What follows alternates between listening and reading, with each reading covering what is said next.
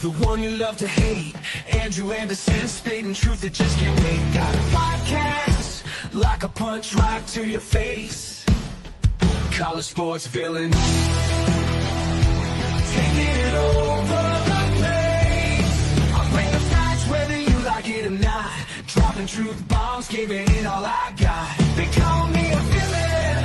Well, I wear that badge with pride. Nothing but secrets they try to hide. I rock in my veins, rebellious to the core. I won't back down, won't take it anymore. The bad guy of the podcast world, that's me. Unleashing the truth, setting it all free.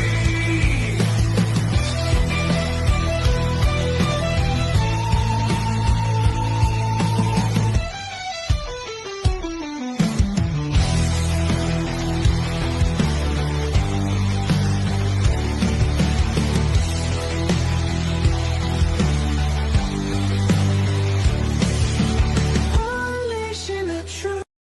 Good evening to College Sports Villains, the flagship show. We're here. We're ready. It's been a while. I'm excited to do it. This is 100% my favorite part of the week. This and Monday nights with Legends of the Square Circle, Friday nights on No Mercy, Wednesday nights on Divine Battlefield.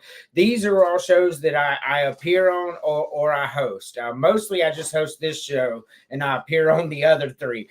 But I like it that way. And it's going to be a great show. We got a lot of great topics. And I want to start out with introducing our first co-host of the night.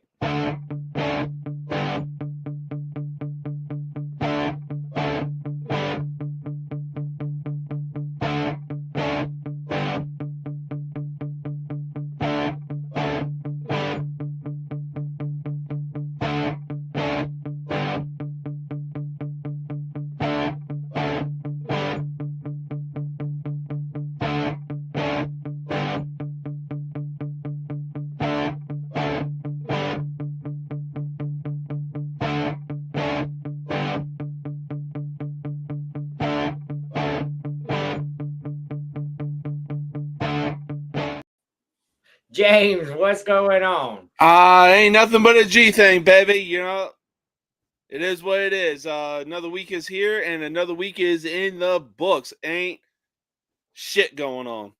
That's what I'm talking about. I gotta get Cody to make us some cool music because he has this app that makes music, so it's his, this royalty. That I just like our old intros hit so hard, and now we're learning as a podcast, and we're coming away from royalty music, and just don't hit the same. But Cody got the cure for that, so we need to get with him. Well, it's actually crazy that you mentioned that because I know a dude that's making beats, and he could probably make some intro and outro music for us. That would be great. Hey, I got him on Snapchat. I got his number. I'll reach out to him, and he even sent me a email like of beats that he produced himself. Yeah, I'm with it. Let's do that because I'm ready to have our mojo back, and it's just an intro, just a video, but it matters. Anyway, so it's been a really fun week. I'm having a blast. We only have 4 main subjects to talk about tonight, and there's a reason why I have something. This chair popped. I have something. It's not broken. I have something that we're all going to want to talk about, maybe a little bit. You see this back here is a Valentine gift from my wife, Snoopy and Woodstock. For those of you who know me, know that I love me some Snoopy. So this was a very thoughtful, thought out gift, and I wanted to say a special thank you to my wife. And not to mention, when it comes to the peanut gallery, there's no better combination than Snoopy and Woodstock. None. So like for those of y'all who don't believe me, I got Snoopy twice up in here. So let's introduce our next co-host.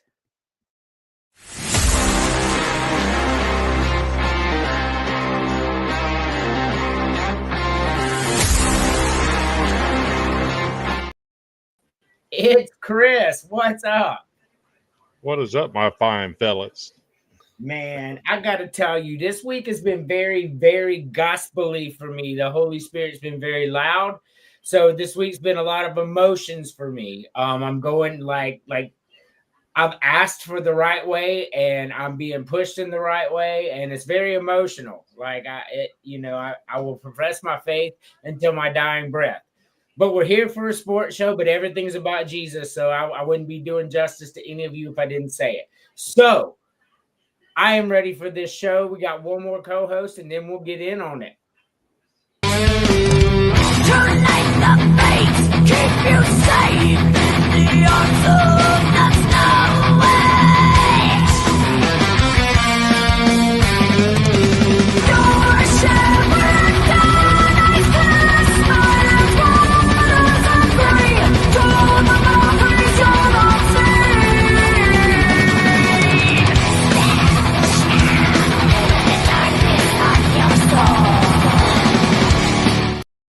So love the fact that she has my last name, but we are definitely getting popped for royalties on that because I forgot to take it off. I will edit it once YouTube tells me to clip that shit out, and I will clip that shit out.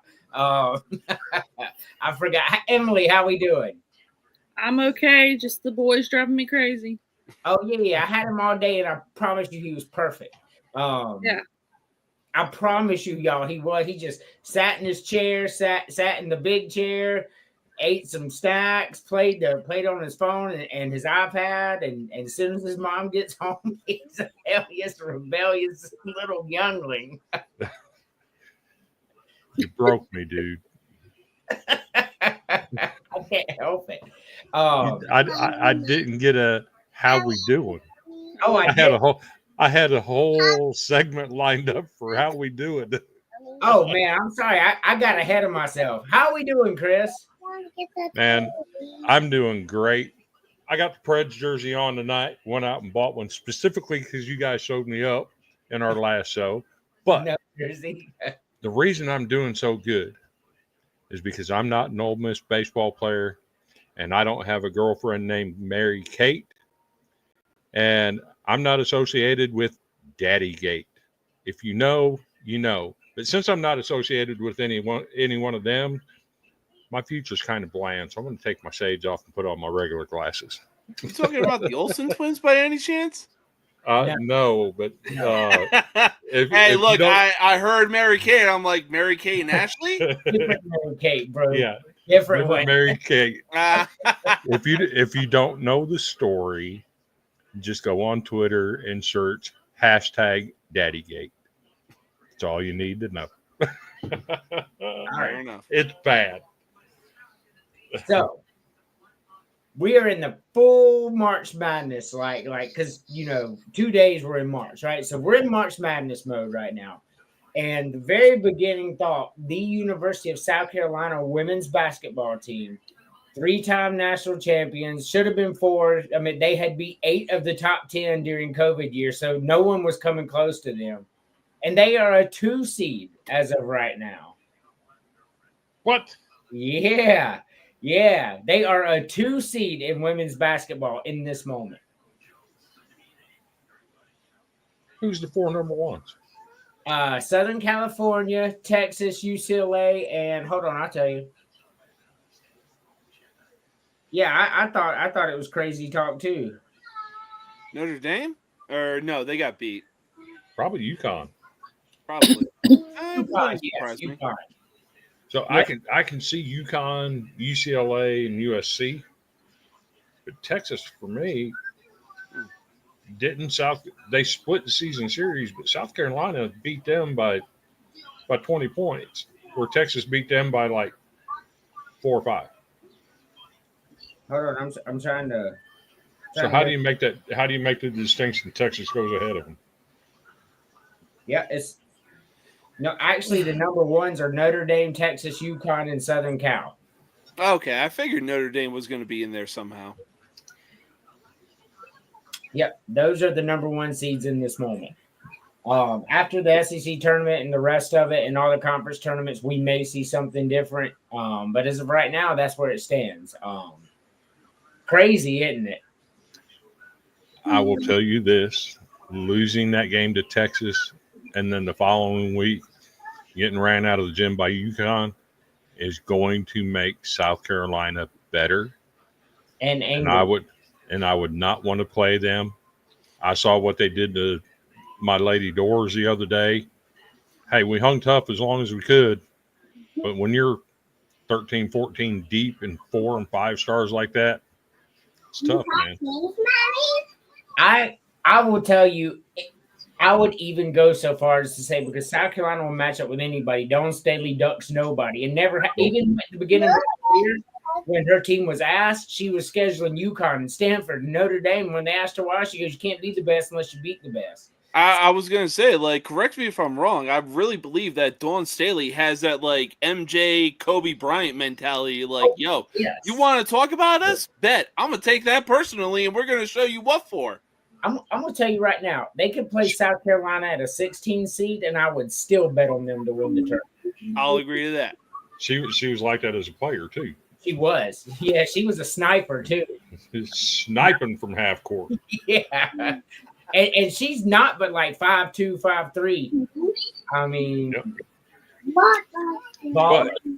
But along with that, with her sniper mentality, and we're going to give you the smoke, she's also very respectful of people too. Yeah. And even beating us by 30, she was very complimentary of our coach. In fact, said, "We all know that Shea Ralph can coach. She just has to get the talent in there, and it's coming. The talent level has increased, but it takes time. She's going to get there." So coming from that, about a coach that you just beat by 30, that's respect. I'm going to tell you right now, like, if you want to match up with South Carolina, yeah, UConn won because South Carolina had a few injuries, but at the end of the day, they didn't play perimeter defense. And I promise you'll see Dawn Staley is the greatest adjuster in the country. You'll see 2 bigs in there because she can put 3 guards out there and score 70 points. So that it's irrelevant to her. She just needs interior. So, and you talk about perimeter defense. Everybody knows the name Michaela Blake's going to be the freshman of the year, probably nationwide and the SEC. Might be in the thick of things for conference player of the year as a freshman. Point guard, does everything, has broken the freshman scoring record twice from her spot at guard and held her to 17 points. She's averaging 27. 27 she's averaging. And she dropped a 50 burger earlier in the season. Yep. She did. Like 2 weeks ago against Auburn, she scored 35 points in the final 10 minutes of the game. Yeah. And South Carolina held her to 17 points. So South Carolina is my So pick. it made them better. Yeah, it made them better. Yeah, South Carolina is my pick to win it all. And that's no bias. That's just seeing what Dawn Staley be doing to people. Yep. I mean, look, I will say this. Maybe. Keyword, maybe. UConn has a shouting distance of a chance, mostly because of Gino Auriemma. So I'm not disagreeing with that. UConn's always got a chance, and Gino's a fantastic coach. But Dawn's a better coach than Gino. But Gino is probably the next best thing. Yeah, I'll agree to that. I'll agree to that as well. Shout out to the 70 people watching live, and we're like 15 minutes in. So like cool stuff, man. It seems like we consistently hitting around 100 viewers every single week. Like that's cool. Like you could build on that. So what I want to see is Juju Watkins from USC make it to face South Carolina.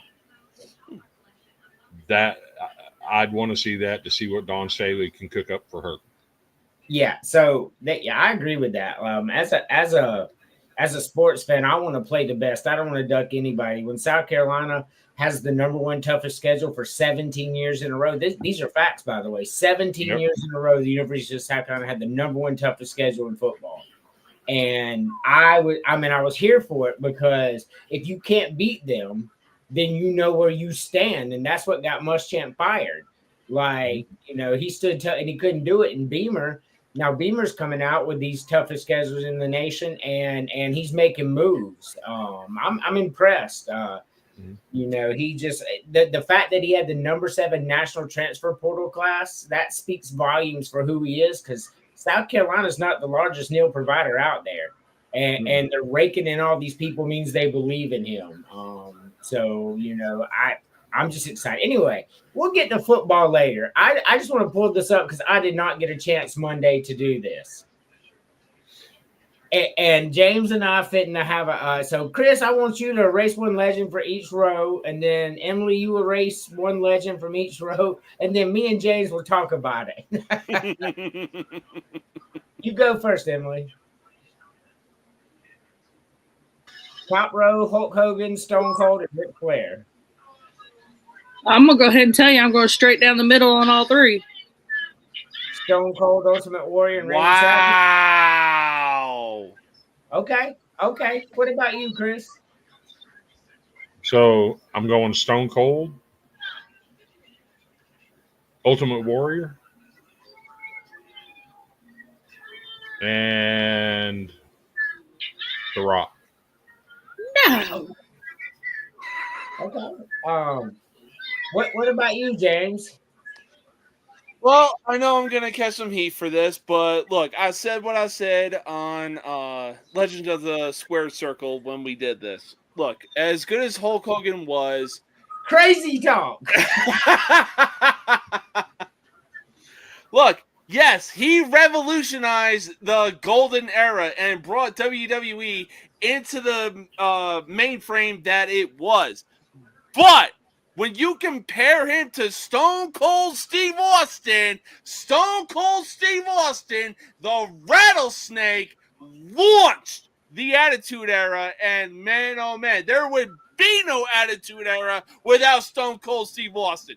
Like, straight up tell me, with The Rock and Undertaker, there's an Attitude Era? No, we'll keep going. I'm not gonna answer you because my response. I put this graphic up to specifically answer you from Monday night. So second row, easy. Ultimate Warrior. It's not even close. I mean, come on. You got Shawn Michaels and Bret Hart, 2 of arguably, if not the best technical wrestlers in WWE. I mean, come on.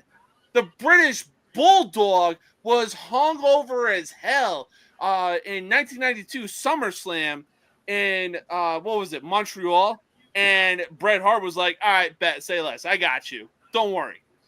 Hey, you know what? Side note: I'm taking British Bulldog over Ultimate Warrior, but continue on. Exactly. Third row. Look, as much as I love Macho Man Randy Savage, look. He was only good for an Intercontinental Championship run. Yes, he had a few WWE Championship runs, but at the same time, it's like, dude, there's no way that you are topping what you did at WrestleMania 3 with Ricky the Steamboat Dragon. Okay, so you got Hulk Hogan, Ultimate Warrior, Macho Man. Yes. So I am in 100% agreements with Emily on this, but I'll go from bottom to top. Macho Man, and that was a hard decision for me because I also wanted to put out The Rock. Macho Man gave more to wrestling than The Rock did. Yes. He had a longer tenure in wrestling than The Rock did. He breathed it, and The Rock did not. But the only reason I'm kicking Randy out instead of The Rock is because I love The Rock so much while he was there. Well, not to mention like how he was on the mic. He was great. Ultimate Warrior, 100%. Like Shawn Michaels and Bret Hart ain't going nowhere. Ultimate Warrior. So crazy talk of the day, and I wasn't on the show Monday. Hulk Hogan, you said there would be no Attitude Era without Stone Cold. The Attitude Era lasted 4 years. Okay, but there would be no professional wrestling without Hulk Hogan. Hulk Hogan was the Michael Jordan of professional wrestling, whether you like him or you don't. And those are just the facts. Wrestling dies if Hulk Hogan never comes into existence. This is factual because it was hemorrhaging money till Hulk Hogan came in. We wouldn't even have it today without Hulk Hogan. Not to mention half of Stone Cold's career he spent as a B-card wrestler in the WCW. before he became the U.S. heavyweight champion there, before he went to the WWE. It's hard to forget his early years when you compare him to the other two that are sitting beside him. So he wasn't a D Carter in WCW, but he was a mid Carter definitely. Yeah, B as in Bravo. Well, look, I will say this. Okay. Like, yes, he did revolutionize WWE. He brought it into what it was and what we all know and love today. But at the same time, when you bring in guys like Shawn Michaels and Bret Hart, they literally carried the second half of the golden era. Meanwhile, Hulk Hogan is jumping ship to the competition. Aside from that, you got Stone Cold and Bret Hart going in a submission match during WrestleMania, and it's like Bret Hart is being booed for Christ's sake. There would be no WrestleMania without Hulk Hogan. This is true, but you also made my point. You said he jumped ship to the competition and took away WWE's dominance for 82 weeks. That was Hulk Hogan, bro. He made both promotions. Oh, well, look, I'll agree to that. But at the same time, Vince was like, okay, what can I do? Because Hulk Hogan jumped shit. And it literally took him up until Stone Cold and The Rock. Look, I know what you're going to say. I know you're going to say I'm proving your point. But still, at the end of the day, it straight up took Stone Cold and The Rock to be like, yo, we're going to fucking kick your asses, WCW. And meanwhile, WCW had to heavily rely on Hulk Hogan and the NWO to keep them in the ratings, at least within shouting distance. Yeah. So fun fact for you. Even at the beginning of their careers for Shawn Michaels and Bret Hart, do you know who had match writing authority in the WWE?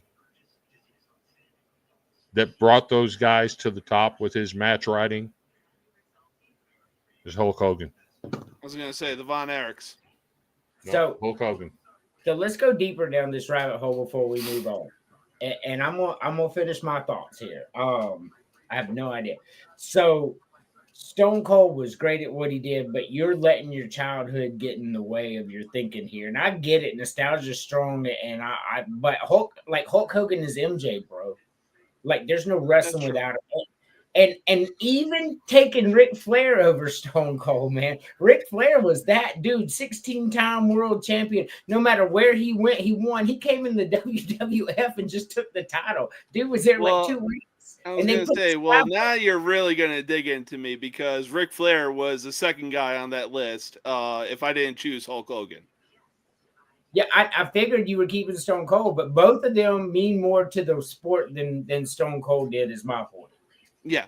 No, that's fair. I mean, look, I get what you're saying about nostalgia, childhood, and everything like that, but it's the way that Stone Cold revolutionized the Attitude Era and brought the WWE into the mainframe and like, hey, WCW, we're here to kick some ass. So The Rock would have still happened without Stone Cold. On the bottom row for me, the reason I dropped The Rock out is because he didn't stay in the business as long enough like the other two did.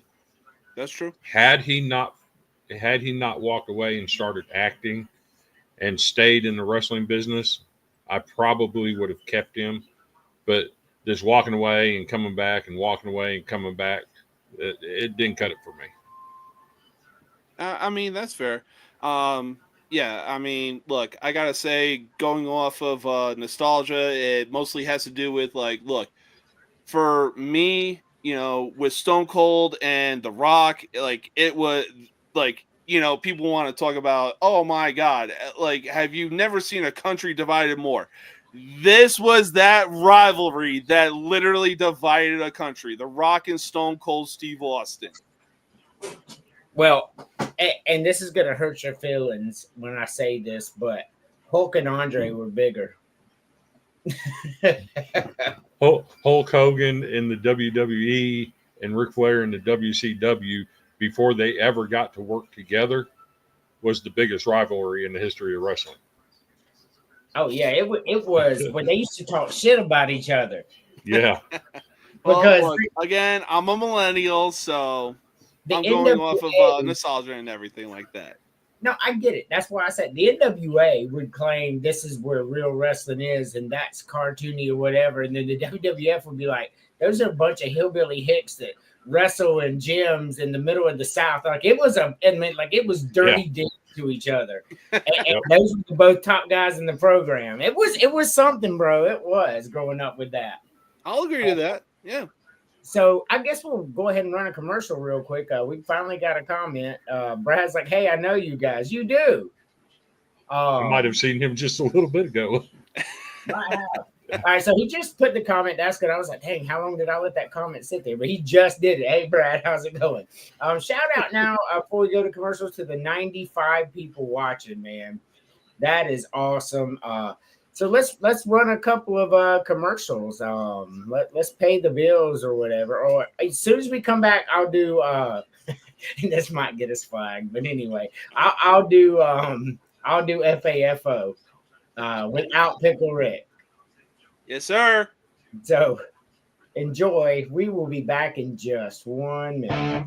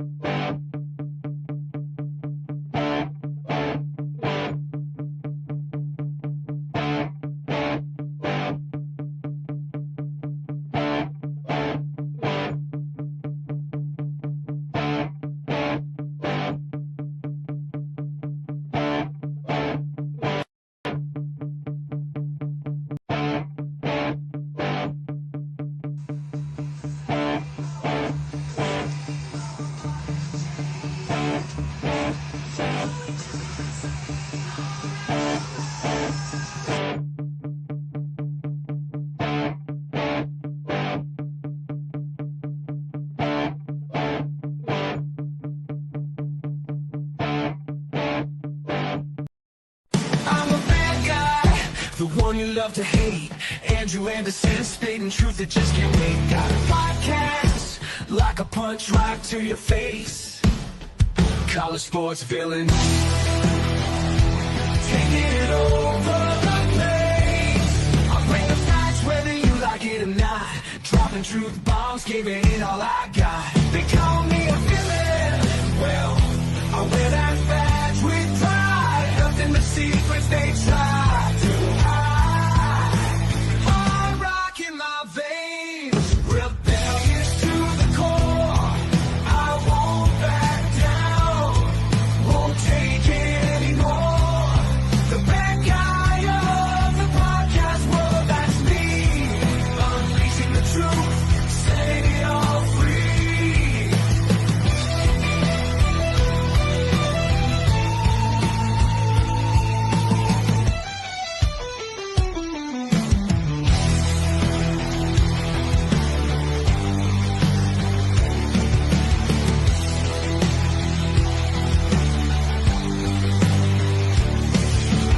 Unleashing the truth.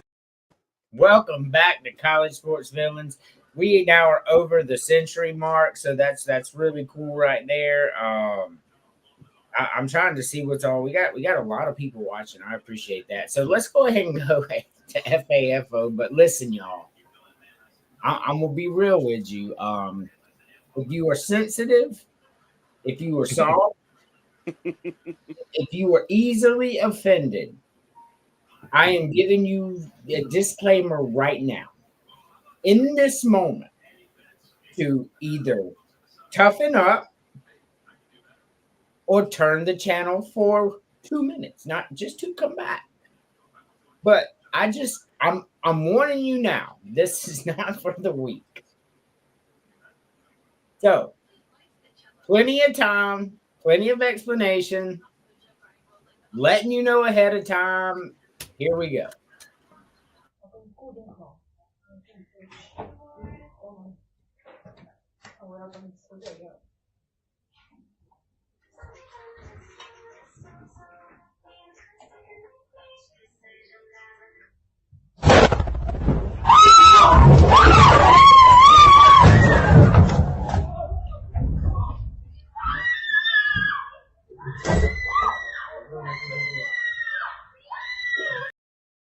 Just so you know, everyone was all right. What's up, everyone in jail? What's Why? good, Terry? Why? Pickle Rick. Oh my goodness, yeah, like yes, like they said in the comments, everyone's all right. I don't know them personally, but on the video that I took it from, like, why would you do that? Like, I watched the video and I'm like, why? But why? Just tell me why. Yeah, I mean, hey, I'll be right back. I'll get the keys because I'm driving all of us to hell because we laughed at that. I shouldn't have laughed. It's not funny.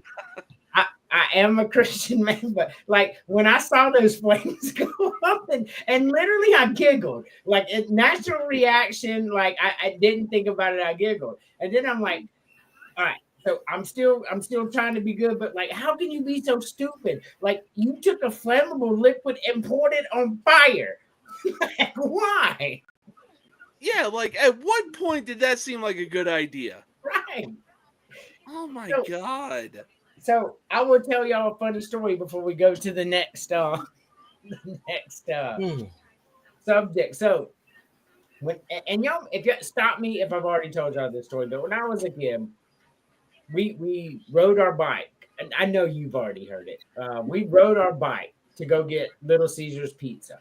Now it was on the other side of town. Granted, TR wasn't a big town, but it was probably an hour ride on our bicycles. So we rode our bicycles an hour, grabbed some pizza, come back and ate them, right? Well, I was like, take the boxes to your house because my parents can't know I went anywhere. And they're like, no, I'm not taking it anywhere. Like you put it in your house. So we come up with a genius idea. We're going to go across the street into the woods with some gasoline and a lighter. And we're going to burn the pizza boxes so there's no evidence. This is a true story, by the way. JD was on here one time and we were telling it.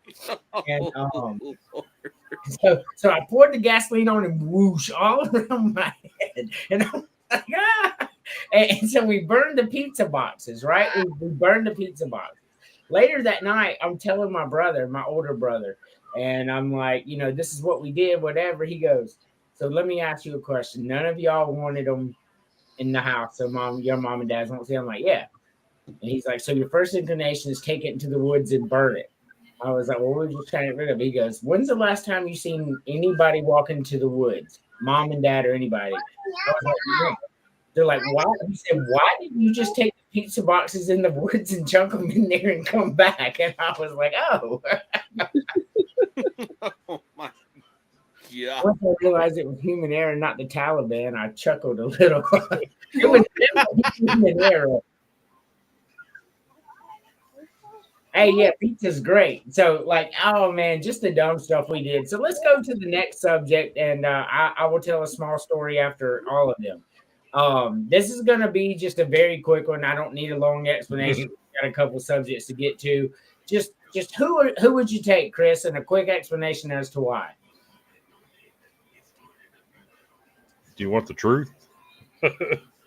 Yeah, that's why we invite you on the show. Can I pick somebody else? No, one of them two to start your franchise. I'm going to go Cam Ward. I don't think Shedeur is serious enough. We see the training videos. Cam Ward is absolutely torching him about his lack of preparation. We see him get invited to the NFL scouting combine. He's refusing to do drills. I'm not sure that's what you want as the face of your franchise. Very well said. James.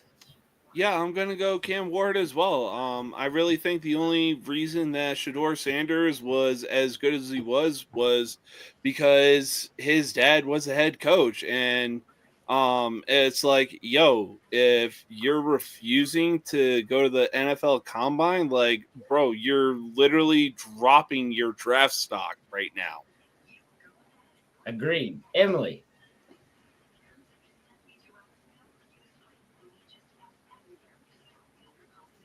If you could do it without him yelling at you, who are you taking, Shedeur Sanders or Cam Ward?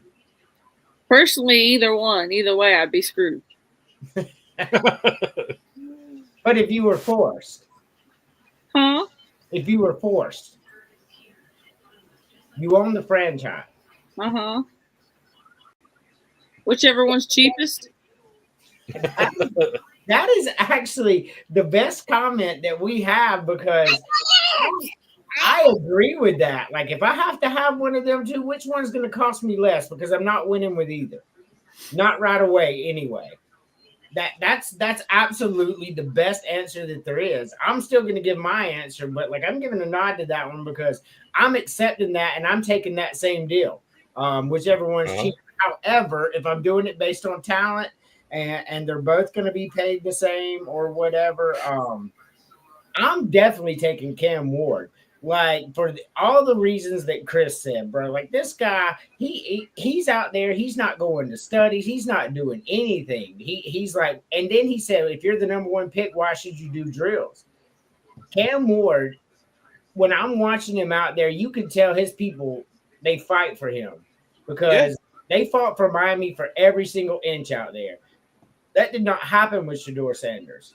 Not to mention, like, the way that Cam Ward was the way that he was in the pocket, it looked like everybody else was moving in slow motion. Yeah, I'm taking yes, do it. Okay, cool.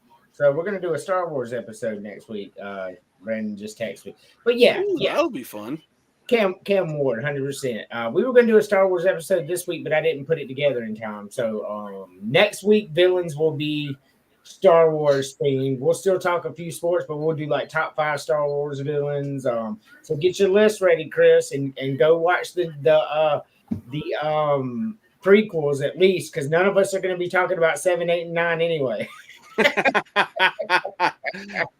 That is a damn fact.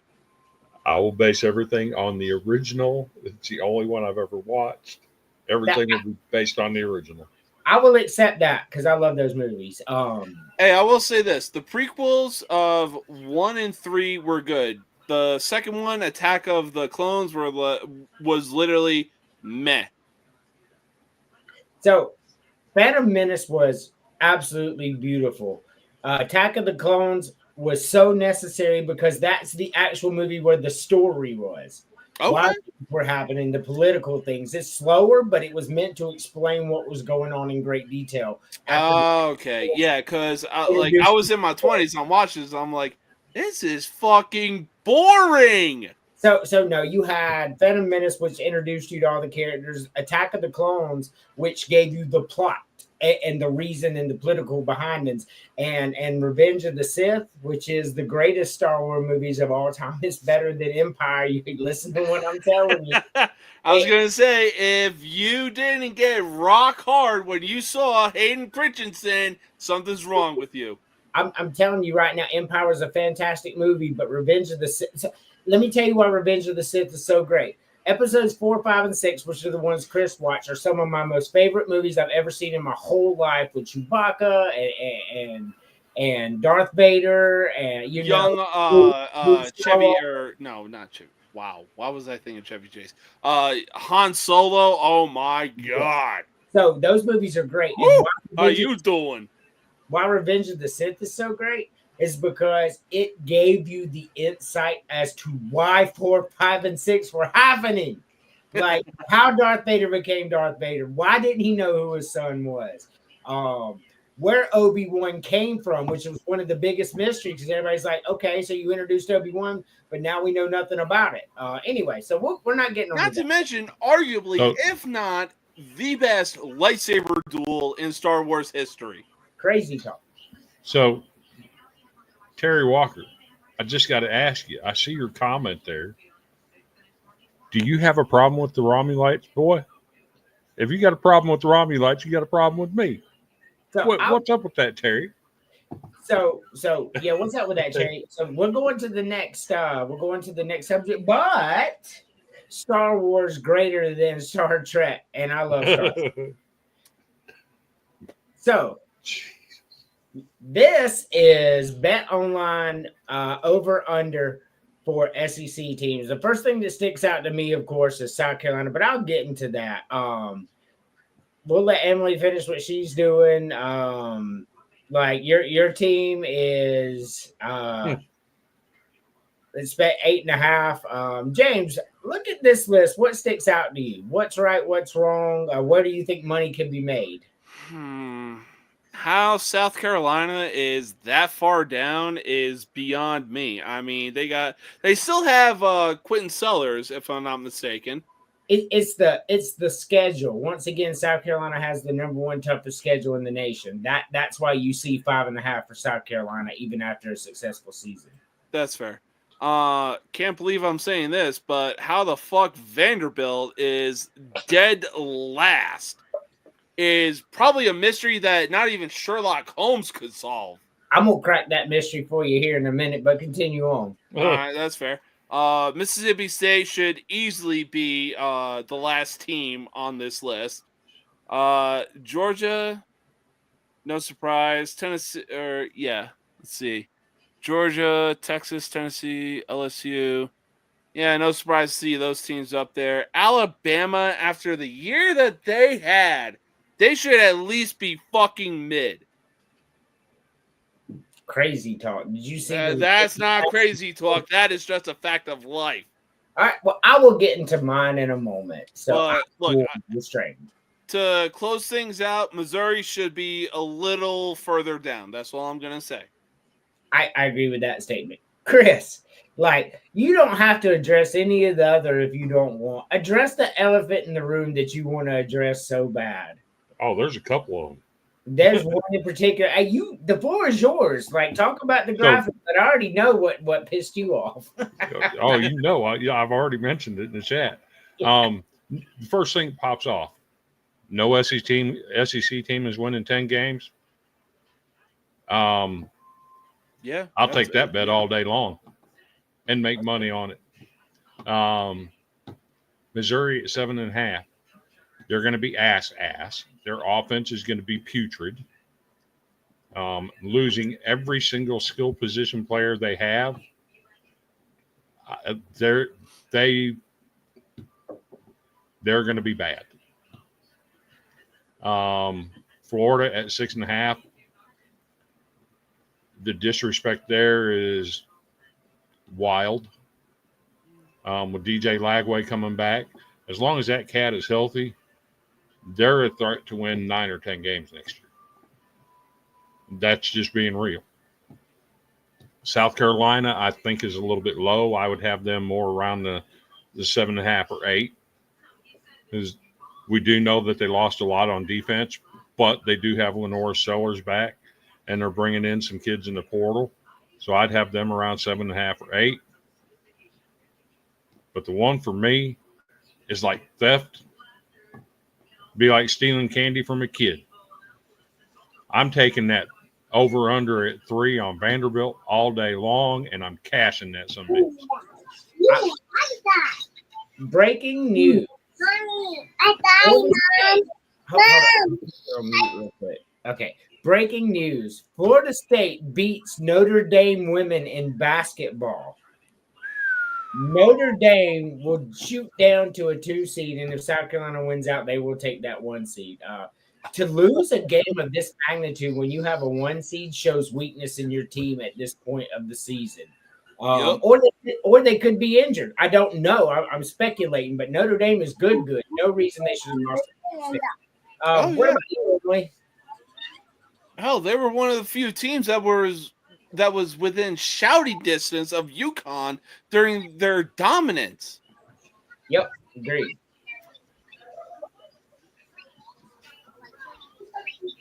So I'm going to have to go.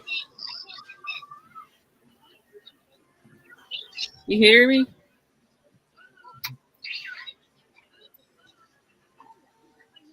We hear you. Okay. I'm going to have to go. My laptop is about to die, and I got to take care of this boy. Oh, but all right. Alrighty. Bye. Bye. Priorities.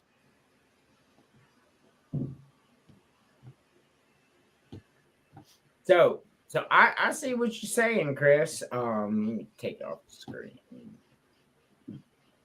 So now I will run this down. Georgia 9.5, I think is about. I saw their schedule. I think Georgia easily wins 10, but they could easily lose 2. So 9.5 is a pretty good bet for them, I think, for Vegas. And I think Texas schedule is pretty easy. Yeah, that wasn't on the graphic, Emily. It was not. I think Texas should be 10.5. I think they're that good. I think Tennessee should be 8.5. LSU, Ole Miss, I accept. Arkansas at 5.5. I think I would take the under in that one. Missouri is going to be super ass, bro. Like you when Drew Lock went out last year and you still had skill players, you couldn't beat nobody, bro. Like you were super ass. And now your skill players plus he's gone. Oh, yeah. Missouri, give me 4.5. I'm taking under 7.5 Missouri all day long. Auburn ain't winning 7.5 games. I'm taking the under in that.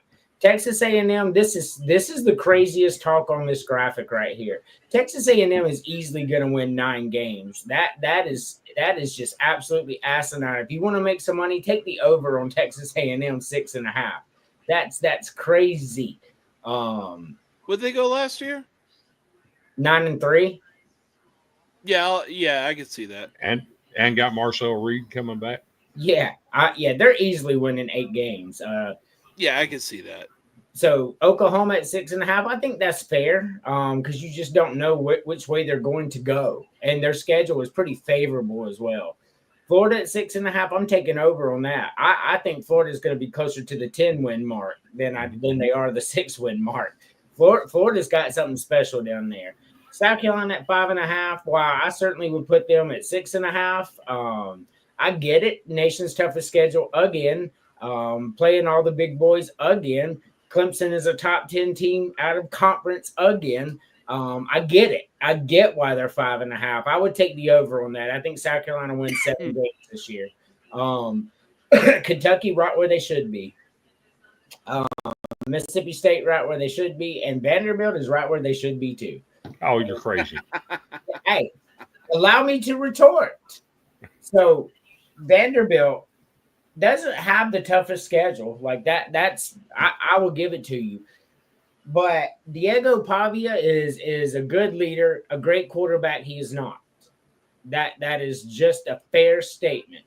And Vanderbilt's team, you never know when Vandy's gonna Vandy. Like this is why I'm explaining why this is at 3, because Vanderbilt has been many seasons where they won 1, 2, 3 games. Last year, they beat Alabama and lost to Georgia State, a team that was abysmal because Vandy gonna Vandy. And that's why I think them being at 3 is fair, because you've seen it too many years in a row, Vanderbilt doing that. You just see it. And then you look at their schedule and you got all these teams with 8.5, 9.5 projection on their schedule. That don't make it any easier out there. Their out of conference is manageable, but the in conference is still pretty hard. I'm taking the over personally on this. However, my point is I understand why they're at 3, because you just never know with Vanderbilt. And that's not a dig at them. That's a fair statement. They have lost many games over the years that I have watched as an SEC fan that made no damn sense for them to be losing. This is a fact. Or, like my boy says, that's not an insult. That is just a fact of life. Yeah. I mean, that's fair and all.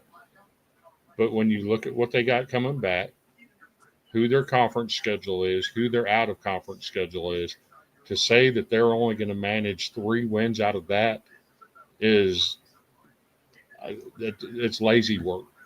I think Vanderbilt wins more than 3. Right. Like I do. I'm with you. I'm not with you as high as you have them, but I think they win 3 games. I would take the over. However, I'm just saying this is a fair statement because we can say, look at all this that's coming in, and I get it, but there's been plenty of times where you could look at Vanderbilt over the years and be like, damn, look what Vanderbilt got. How did that happen? 4-win season. Like, I've seen it too many times with Vanderbilt. Have a 15, 20 recruiting class 3 years in a row, win 4 games. I've seen it a lot in my life. That's why it's there. Yeah, and look, like I've said for so long, we can only make predictions, but it's what the team does on the field that matters at the end of the day. Agreed. Couldn't agree more. And like I said, Chris, I'm not digging at Vanderbilt. Vanderbilt has some big success this year. They beat Alabama. That's something to build on. They believe in that coach. You can tell. They didn't even face a deficit against Alabama, if I'm not mistaken. No, they didn't. But I will say this. That Alabama win doesn't happen without the Georgia State loss. We had to lose the Georgia State game in order to get the Alabama game. And the reason for that is the coach pointed it out during the week leading up to the game. He wasn't happy with their prep. He wasn't happy with their practices. And as you saw, it played out on the field. They played like crap, had a chance to win the game in the end, got out jumped. I understand that part, but they should have never been in that position to begin with. And it all came from a lack of preparation. And once they learned that mistake, that's how you get to the Alabama win. So what you just said runs perfectly for Vanderbilt. That should have never happened. How many times I mean, and I'm not a Vanderbilt fan, I'm a Gamecock fan, but we've been in the SEC for almost 30 years, or it may be 30 years now. So I've been watching it that long. How many times have we said no reason Vanderbilt should have lost that game? How many times over the past 30 years? I know personally, I probably said it 30. At least once a year ago. How the fuck did they lose to them?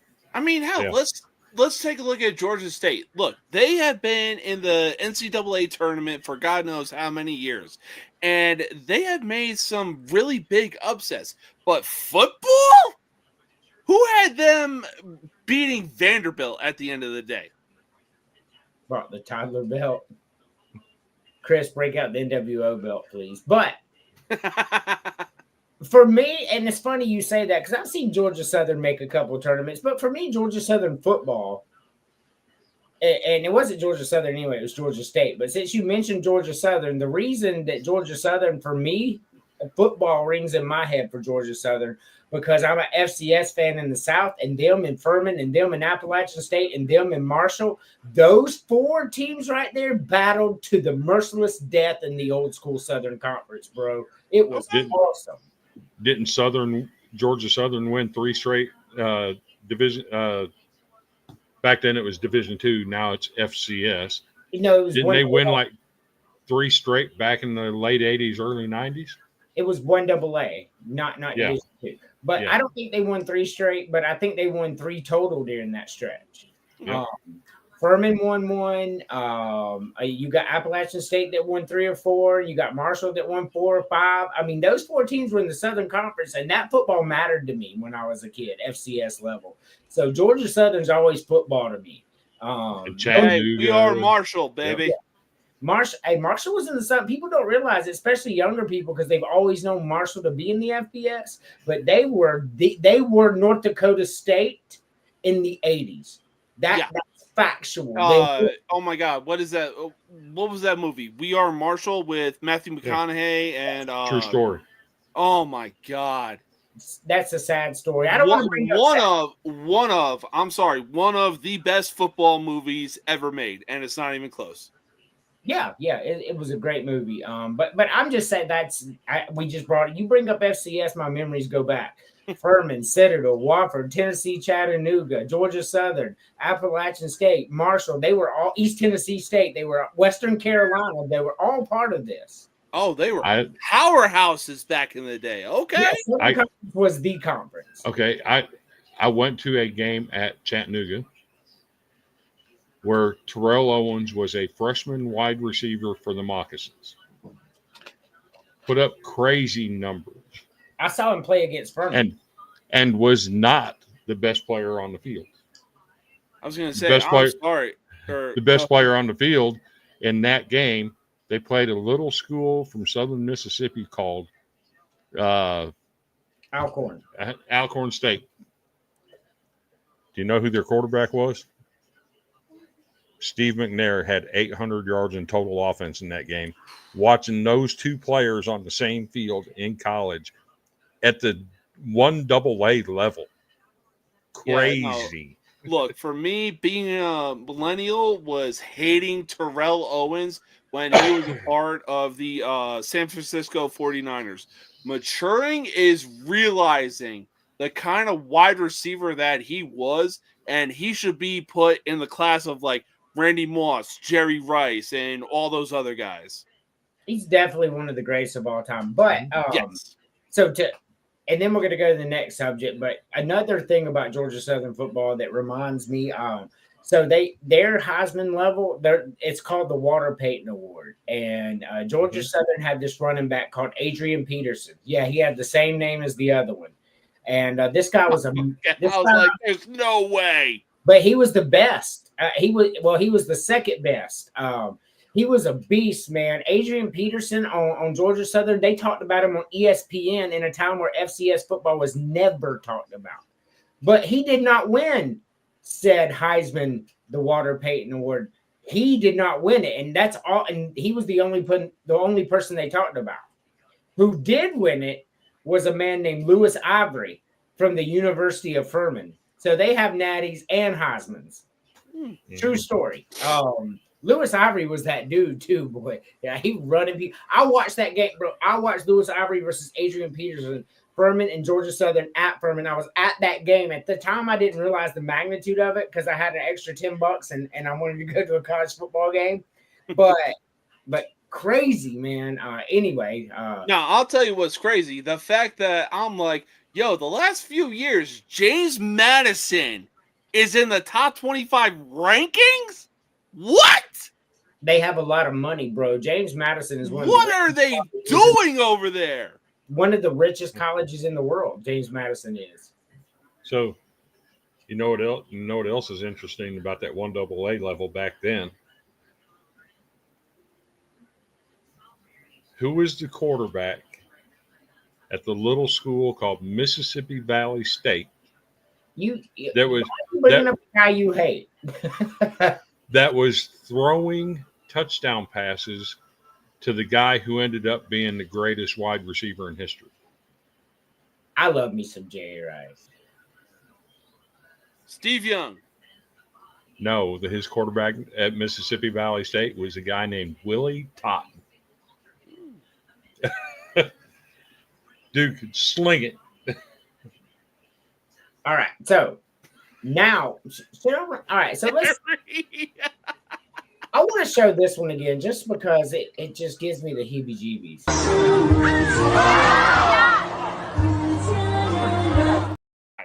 Ha. Ha. Yeah, me too. Ooh. Ha. I mean, that I could imagine a lot of scary scenarios in life, but that's right at the top of the list. Like, it really is at the top of my list of horrors. Look, in recent days, I have watched some really disturbing movies, but holy fuck! Hey, James. I just wanted to give you the heebie-jeebies. That thing sitting right beside you's got his mouth open. He really does. Yeah, thank you, Captain Obvious. This video, we have a comment. This video, Yes. Could you, I mean, like, you think of all the scary scenarios you've ever heard: drowning, axe murder, all these scary scenarios.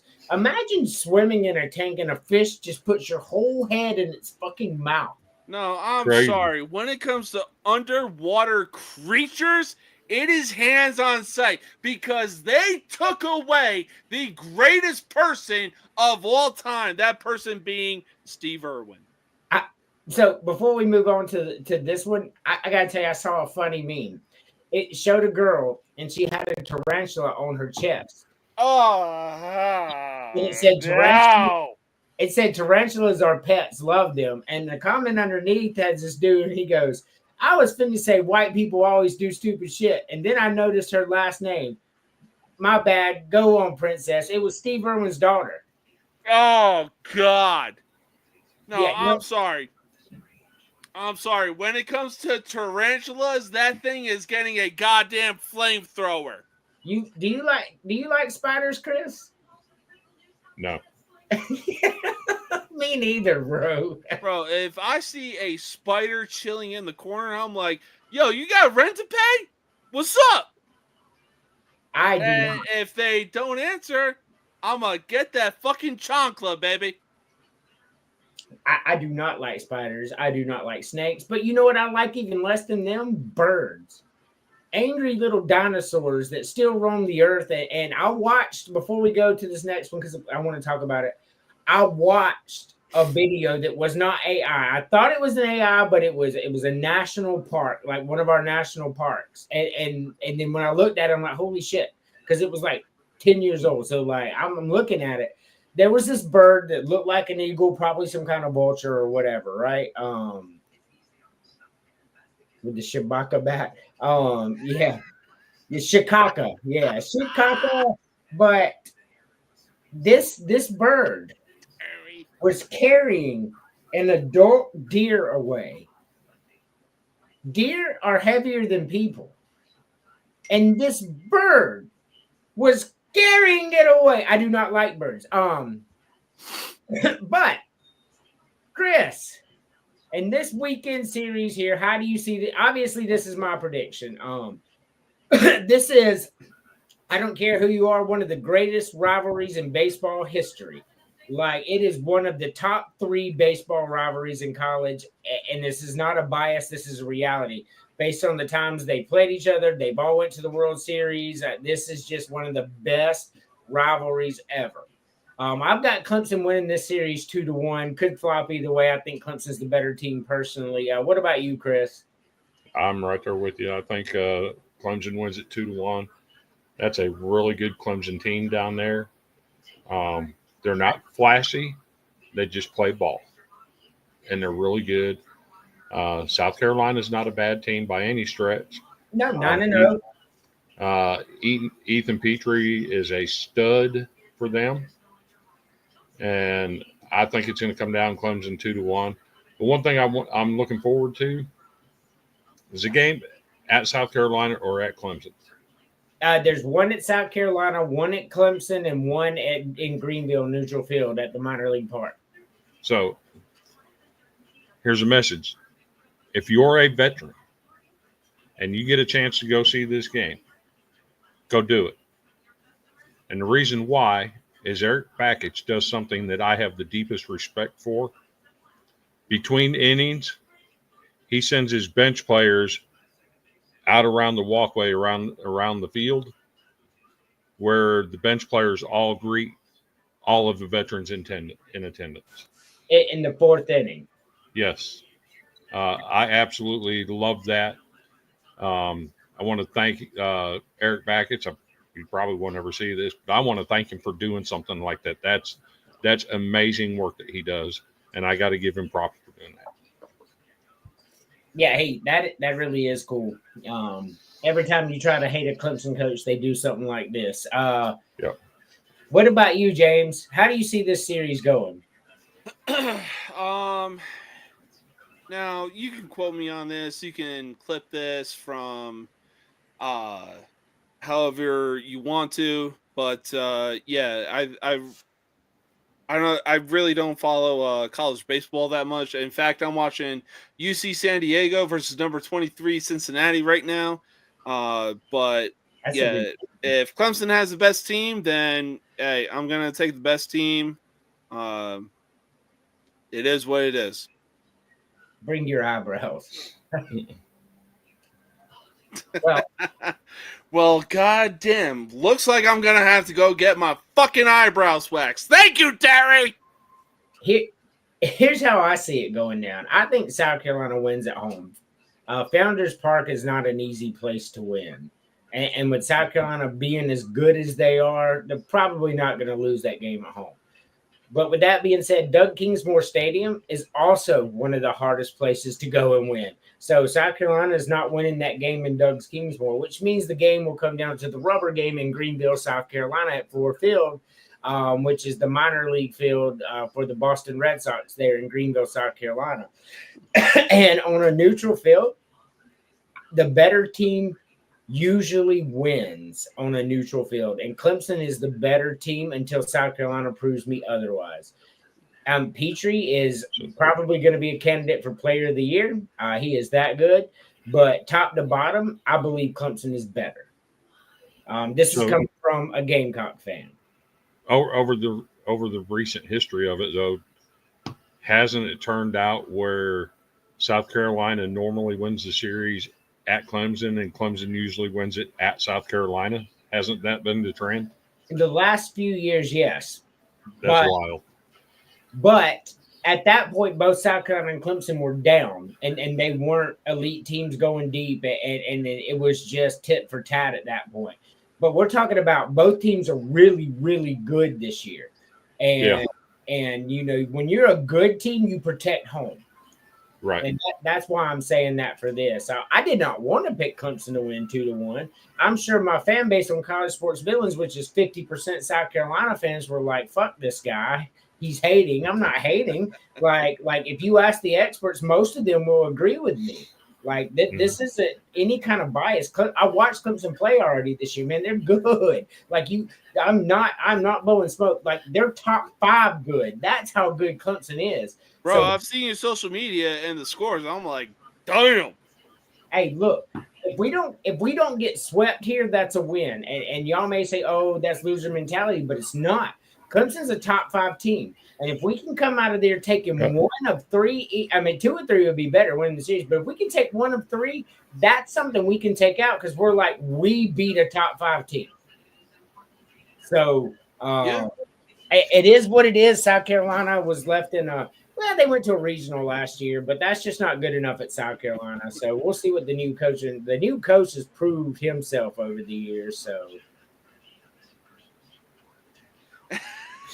And I will say this: show the other comment that Terry left. Look, I got them threaded, but it hurt like a fucking bitch.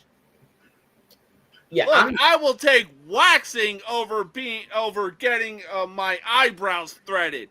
That shit hurts. So we got I've never done that. We got one more subject to go after this, but let's take a final commercial break. Watching College Sports Villains only on the Villain Media Network. Thank you to the 107 people that are currently watching.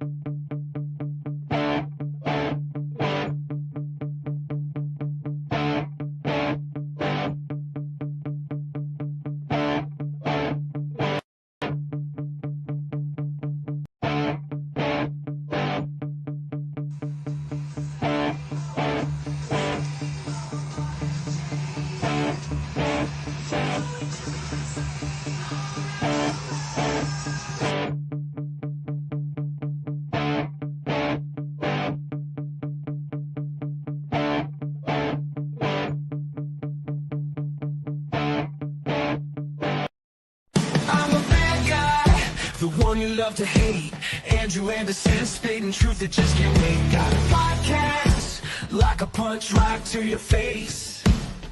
College Sports Villain taking it over the place. I bring the facts whether you like it or not. Dropping truth bombs, giving it all I got. They call me a villain. Well, I wear that badge with pride. Nothing but secrets.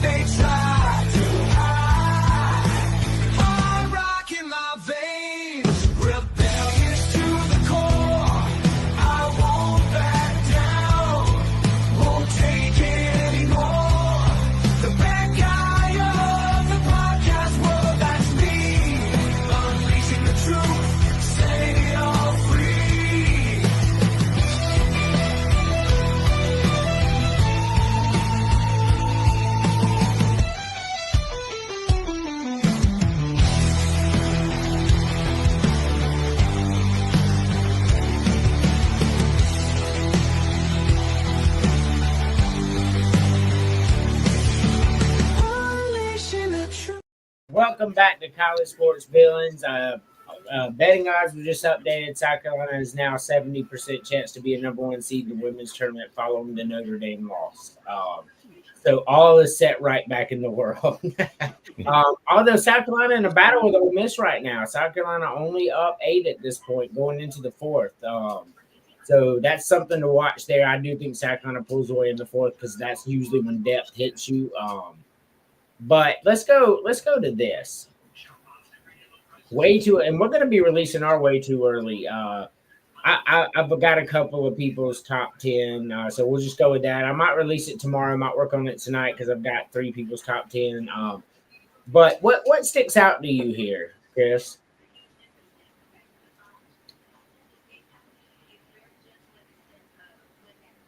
Ohio State at 2. With as much as they're losing, I just don't see that happening. Auburn at 11. They might not be the 11th best team in the SEC. I'm just being real.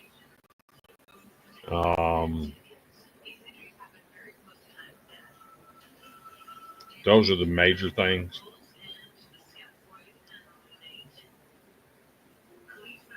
Yeah, for me, that's the 2 major ones. Ohio State with as much as they're losing at 2, and Auburn at 11.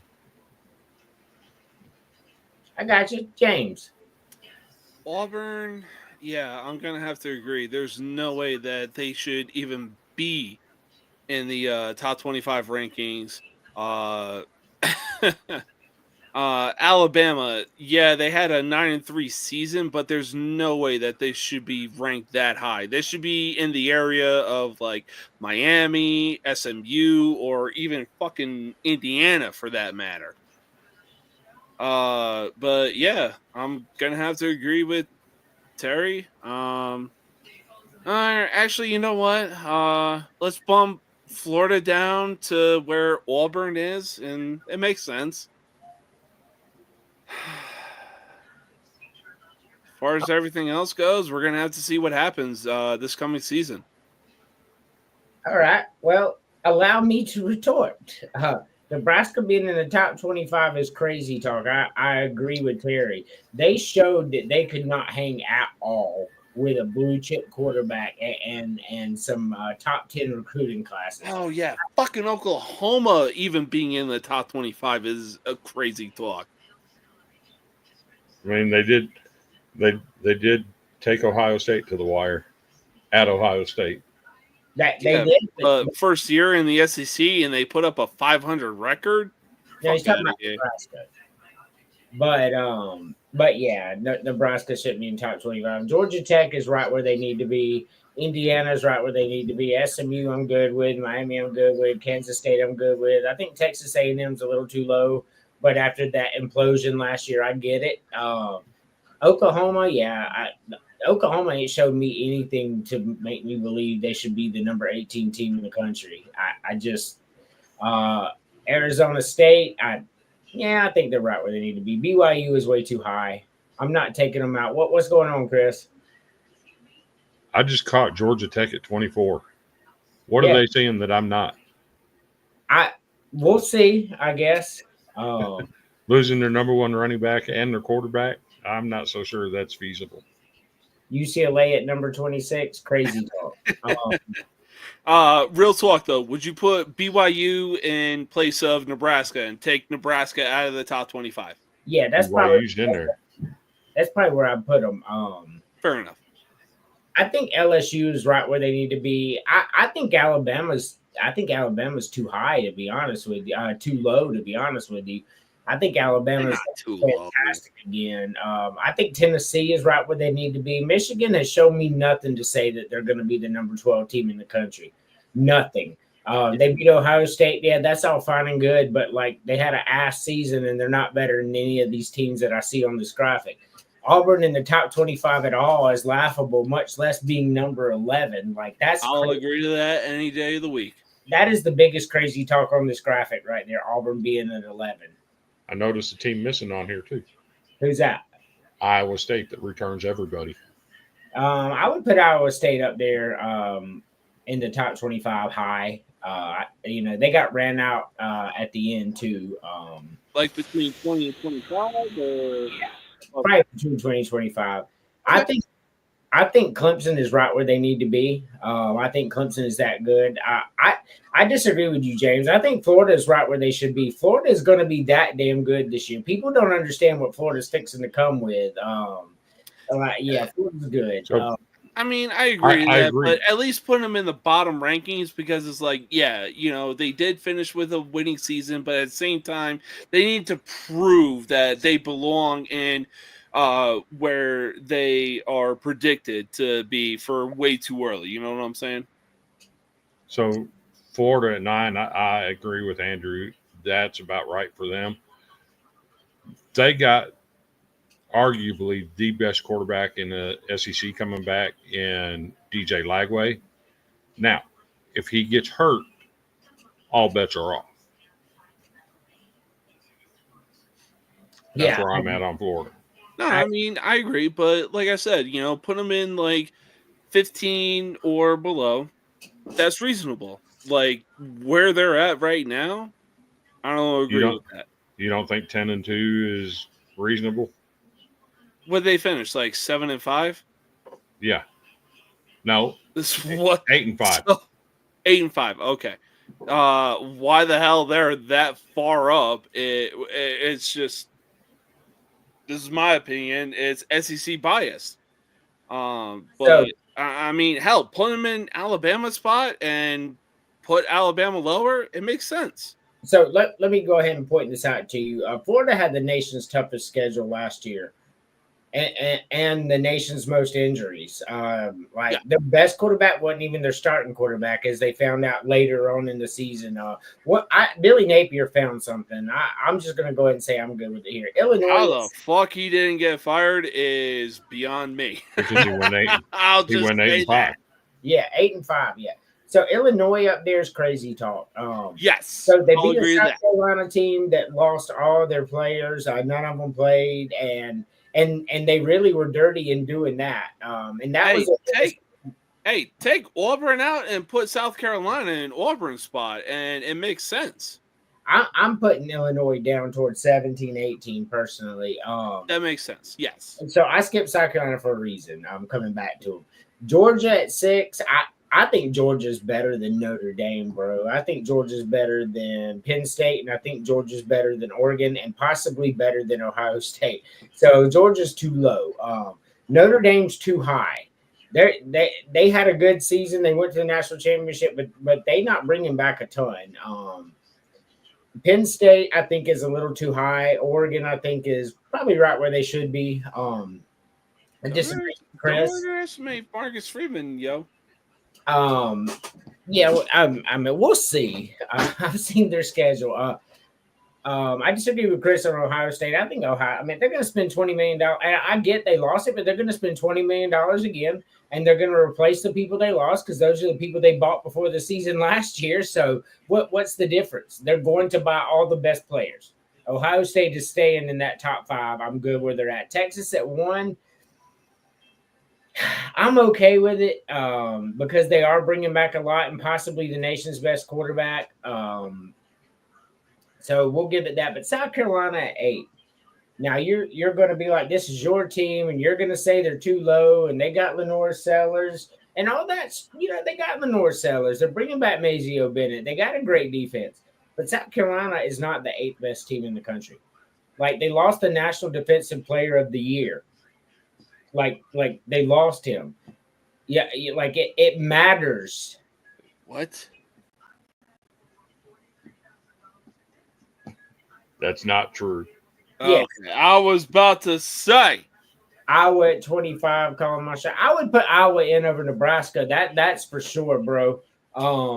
Yeah, but that would definitely make sense. But South Carolina, as of right now, they had that team last year, but they lost a lot of key pieces. And they brought in the number 7 transfer portal. I think they'll be fine. I got South Carolina winning 8 and 9 games again this year. But South Carolina is probably not going to be number 8. And if they do start the season number 8, they won't be there for long. And I'm not trashing my team. Like, these other teams up here are spending $20 million a roster. It's hard to compete with that. So, do you see South Carolina in like 15 down? I say I put South Carolina at about where Alabama's at. And because they do got a lot of talent, they got a Heisman contending quarterback. Their coach is on fire. I believe in them, but at the same time, what I was talking about Vanderbilt earlier, and we've seen it too many times. Why did Vanderbilt lose this team? South Carolina's even worse on that. South Carolina has had seasons where they go 10 straight years with a top 10 recruiting class and win 5 games, 4 games. And they've had more talent. They've had more expectations. They've had better facilities. They've had better coaches. They've had everything that they could do to win, and they didn't. So until South Carolina breaks that, and I see it for myself, I'm not ready to put them in the top 10. I'm not ready to do it because they're not showing me they're ready. Like that's all I gotta say. Like Steve Spurrier's teams, yes. This past team was great. We got screwed by LSU. We should have won 10 games.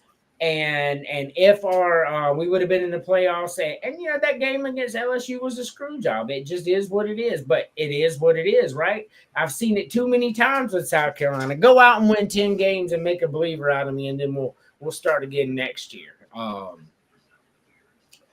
Yeah, they're just I'm not drinking the Kool-Aid. Bama 8, USC at 12, and Michigan at 14. He's talking about South Carolina at 12. I was about to say, no, Southern Cal shouldn't be anywhere near this. I was going to say, the University of Spoiled Children ain't no way in fucking hell. Even Notre Dame spanked that ass, and I know a fatty McButterpants who is punching air right now. Michigan at 14 is still too high for me. I watched them get absolutely decimated, and there were seasons, there were parts of the season where they couldn't throw the football. Yeah. They had like 15 yards passing in a few games. That's not going to win games. The literal fact that they're even in the way too early college football top 25 is fucking laughable. It's because people have short memory spans. They remember them beating Ohio State, and they're like, oh my God. I mean, look, I even talked to somebody at the shopette on Fort Bliss, and he was like, yo, sports is all about money. And I was like, there is no way that Ohio State should have lost that game. And he goes, no, it's because that too many people bet on Ohio State that they didn't think that Michigan was going to do anything.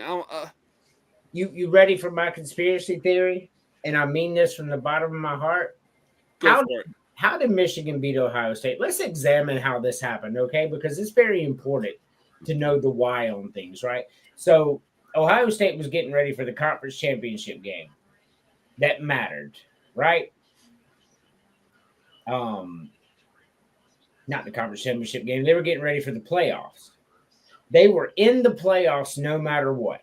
Yeah. No matter what, Ohio State was in the playoffs. Didn't matter where they're seated. They're good enough to beat anybody, and they showed it, by the way. So if you notice, a lot of their starters did not play in this game. And that's why the Ohio State fans were pissed off, because they felt like this is the game and they should be playing. And I agree with them. Don't get me wrong. I agree. You signed up to play these games. You should play them all. But with that being said, it was a good move by Ryan Day. Why play all these starters in this physical contest and risk injury and wear and tear on their body when this game means nothing in the grand picture of it all? That's how Michigan beat Ohio State, bro. That's how. Look. I will 100% agree to that. Look, at the end of the day, the transfer portal is one thing.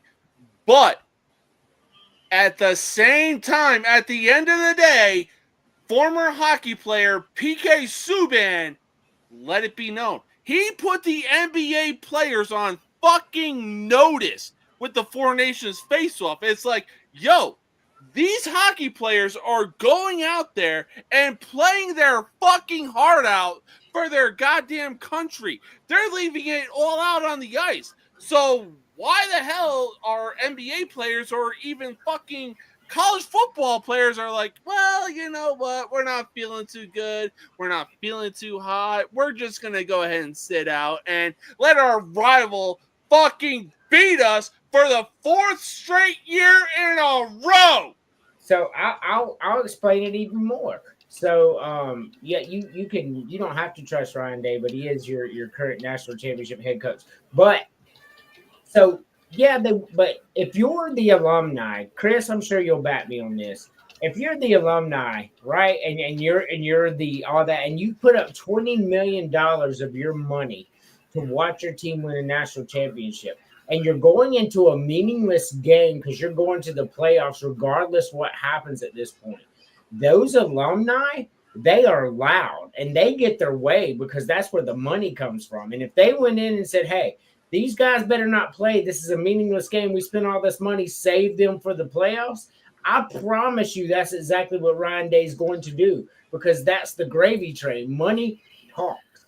You can like it, not like it, rivalry game, but this wasn't on the players. The players will do whatever's asked of them. I believe that, especially in this game. What happened was you had the alumni who ponied up $20 million that walked in there, I promise you, and said, better not nobody get hurt. We're going to the playoffs, and this game does not mean anything because we're not going to get a bye. That's not going to happen for us now. We're going to have to play it through, so these guys better not play. There was nothing to play for in this game except injury. You know what I'm saying? That's a fact. I mean, you can shake your head, but that's how alumni works in these colleges, James. They get their way. They do. So Oh So my let me God, tell- they let me- didn't want to play hurt. At least hockey players are playing hurt. Don't get me started on USA Canada hockey, but to this point about people with money having a say-so in college athletics, I'll take you back to the early 1990s. Tennessee had 2 freshman quarterbacks, Brandon Stewart and Peyton Manning. Okay? Neither one of them won the starting job. Jerry Colquitt won the starting job, but he got hurt in a UCLA game. So they had to rotate the freshman quarterbacks, Brandon Stewart and Peyton Manning. Brandon Stewart, by far, had better numbers as a freshman at Tennessee than Peyton Manning. But a guy with money became the first ever parent at UT allowed in the locker room during games. Take a wild guess who that parent was with the money. Archie Manning. And the rest, as everybody likes to say, is history. Because after the season, Brandon Stewart transferred, Peyton Manning becomes a starting quarterback, and now you have the Peyton Manning story. So I will tell you, I got a better story than that. Peyton Manning is going to get that job no matter what because his talent was that good. He may not have got it at the first game, but he was going to win it pretty soon after that. But I will tell you a real story of money, of Clemson money, of New Spring money that really happened. So Tommy Bowden was in his last year there, and he was at 8 wins, and they came in with 3 games to go and told him, because they played 11 games back then, and told him if he didn't win the ACC, he was going to get fired. And that was IPTAY, the alumni. They said that. So he went in, and he's like, all right, well, what I'm going to do now then is I'm going to switch quarterbacks. I'm going to bench Cullen Harper, and I'm going to put Willie Corn out there. Well, Cullen Harper was IPTAY's boy, his golden child. That was the one they paid behind the scenes to come there. So they went ahead and went to Tommy Bowden after he announced that he was pulling Cullen Harper for Willie Corn and told him to go ahead and get out of town. They sure did. Fired him on the spot because he did that. And the money came, and the administrative fired Tommy Bowden, even though they would have saved, about $1 million if they just let him finish the season anyway. So they fire him, make Dabo Swinney interim coach. By the way, Dabo Swinney was the one in the back stirring up all the shit. This has been proven to get the job. and put Cullen Harper back in. I don't know if Cullen Harper would have been better than Willie Corn. Willie Corn went on to win a national championship at North Greenville University at a lower level after all that happened. I believe Willie Corn was better than Cullen Harper, but at the end of the day, Dabo Swinney led a mutiny. And the money it paid back to him, and that's what happened. But here's the thing. Credit to Dabo Swinney, because in the story that was told, he saw how to fix the program. Went to Tommy Bowden to tell them how to fix the program. Tommy Bowden told him he was stupid. And then, so when Dabo Swinney got the reins, look what he's accomplished since then. He was absolutely 100% correct. But that's 100% exactly why. James, he might be asleep. No, I ain't asleep, Terry. I promise you that. James wasn't born yet. Chris had a voice for the 1940s radio. That's not a dig. But let's go to our final segment.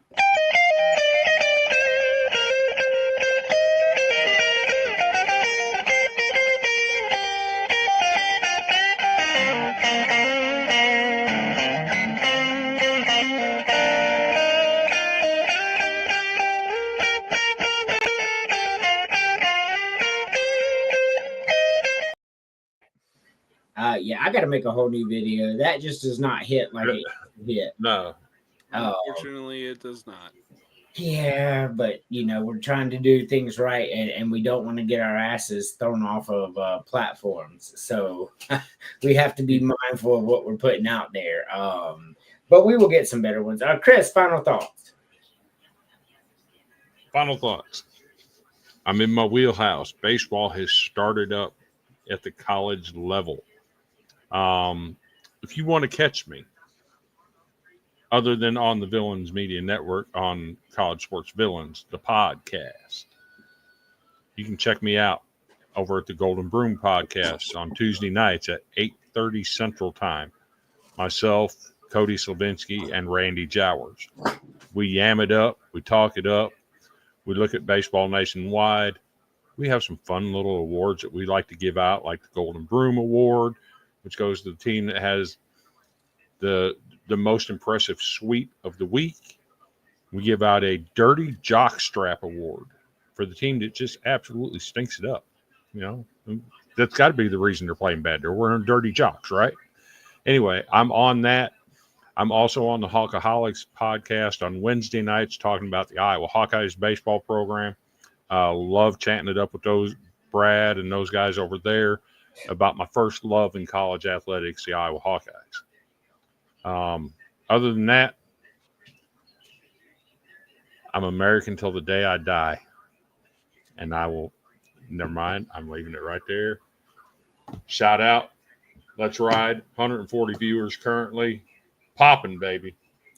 141 viewers right now. I appreciate each and every one of you. James, final thoughts. Well, final thoughts. I only got two things to say. Be sure to catch me tomorrow night on the most uncut, unfiltered, and uncensored sports talk show you will find on social media. Aside from that, this Saturday and next Saturday, I will be doing live streams of WWE Elimination Chamber and UFC 313. Oh my God, we're going to have a good time. I want to give a big shout out to one of the co-hosts of the Legends of the Square Circle, Mr. Brandon, because I know what I need to do to live stream WWE Elimination Chamber and UFC 313. Excellent. Eugene qualifies James. Did you before I finish up, did you see the prizes I bought for the show? Not that I'm aware of, no. Oh, I'll send them to you after the show. But with that being said, everybody, thank you. This has been College Sports Villains on the Villain Media Network. College baseball's here. Go Gamecocks. As always, John 3:16.